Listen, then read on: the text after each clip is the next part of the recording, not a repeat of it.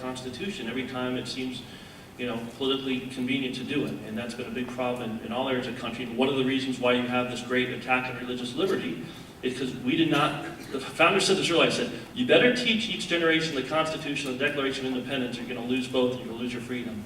We stopped teaching them the values and principles that made this country so successful to begin with. It's not any coincidence that we're losing it all. So that needs to be reestablished in our youth, and that's something I hope to lead on. Thank you. Mr. Oxner. Yeah, I think the Patriot Act was far-reaching. We're slowly losing our freedoms in this country. The Constitution was designed to limit government's power, not to give the government power. And our Congress and our Senate has slowly been taking away the freedoms that our Constitution has guaranteed. And warrantless searches is one of them. And we need to have a strong Congress, strong freedom. One of the things I have said is whenever a bill comes to me, I will always err on the side of freedom. If a bill takes away some freedom, I will go against it. We need to rework that bill. Even if it's a good bill and it takes away our freedom, it needs to be voted against, reworked, so that we maintain our freedom as Americans. Thank you very much. I'm going to go back to the audience now. Do I have a question on my left? Please state your name. My name is Mark Hardikoff. I'm an attorney. My question concerns an issue that's referred to as the third world of American politics, and that's Social Security reform. And basically, there hasn't been any Social Security reform since 1983. As a result, in a decade or two, depending upon which groups you ask, the Social Security program is going to be significantly underfunded. So my question to you is that, are you going to have the courage to stand up to the AARP, to the senior citizens lobbies who vote in very large numbers and say, I'm going to be willing to either raise the retirement age, reduce benefits, or increase the FICA taxes that are taken out of our paychecks? So that's my first question. The second follow-up question is, do you believe that the FICA tax should be raised, considering that somebody like Warren Buffett, Bill Gates, Tom Cruise, they pay the same amount in FICA taxes as maybe a single mom who's juggling 3 jobs? So what specific things would you do to reform Social Security? Thank you for summarizing that for the audience, because I was getting ready to do that. This question round, we start with Mr. Long, then Mr. Melendez, Mr. Oxner, Mr. Nieves. Mr. Long.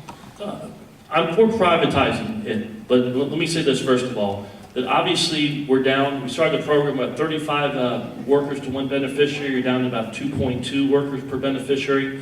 If we don't change the program, obviously I think we should raise the retirement age for younger people, maybe starting in their 40s, to save it. We're starting to run deficits already. This problem really isn't that hard to fix, unlike Medicare, which is a much bigger problem. But obviously the system we have now is, we put money in, the Congress steals it, spends it on their own pet projects. There is no money. There's no money. They've stolen it all. And we can't have a worse system than that.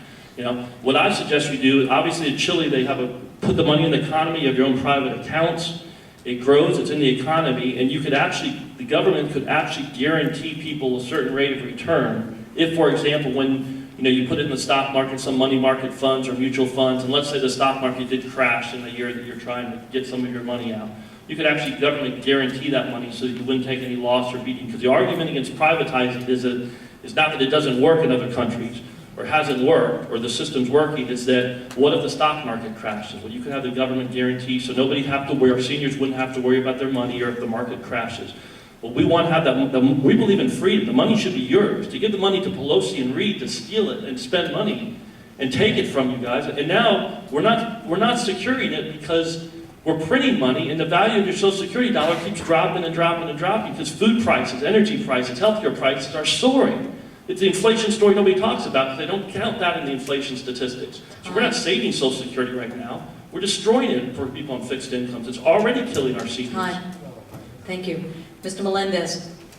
Social Security, as originally designed, should never go bankrupt. Because the people who work were supposed to put money into the Social Security Trust Fund. That money was supposed to gain interest. And as you know, unfortunately, not everyone lives their full life. So that money should have rolled over and stayed in there. It should never been me paying for somebody else. The biggest travesty was when somebody in government said, wow, look at all that money in there, and let's take that money and spend it somewhere else. That's what killed Social Security. It wasn't how many people died. It wasn't because of baby boom generation. No, it was because government doesn't know how to take its greedy hands off of that money and put it somewhere else. And then it went backwards, because every time you borrow money from Social Security and use it somewhere else, you're borrowing that money, having to pay interest. So not only are you not gaining interest to help keep the Social Security Trust Fund solvent, you're actually going backwards because you have to pay interest on the money that you borrowed to go with it. So that's what I would do. I would propose, if I could, a constitutional amendment saying stay away from that stay away from the Social Security Trust Fund. Actually make it a trust fund. And so that way they can keep their money.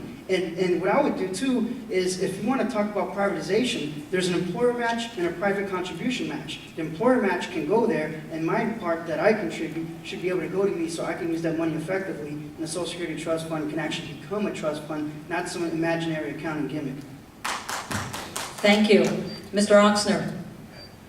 There never was any Social Security Trust Fund. Basically, you're a senior, you've been putting money into your Social Security account all these years, and now all of a sudden we say, oh, we're sorry, Congress stole it from you. You never had that money, it was never put aside for you, it was always taken away from you. And if this was a just world, most of the people in Congress would be in jail today for stealing from our seniors.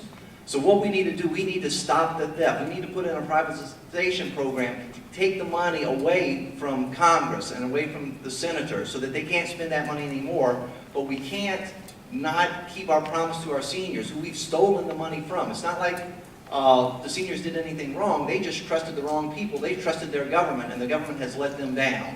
So we need to keep our promises to our seniors, but we can't allow this to continue. We need to protect the young people now who are getting to Social Security and make sure that Congress doesn't continue to steal your money. Thank you. Mr. Nieves. Confidence in government is below 20%. Confidence in the financial sector is below 20%.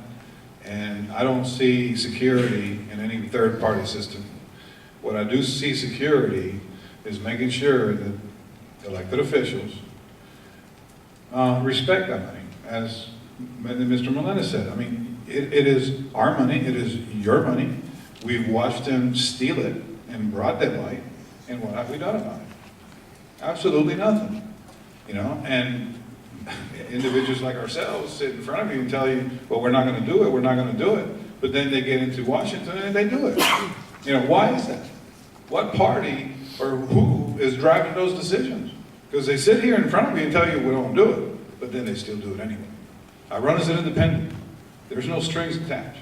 I'm going to protect your money. It's my money too. Thank you very much. Being aware of time.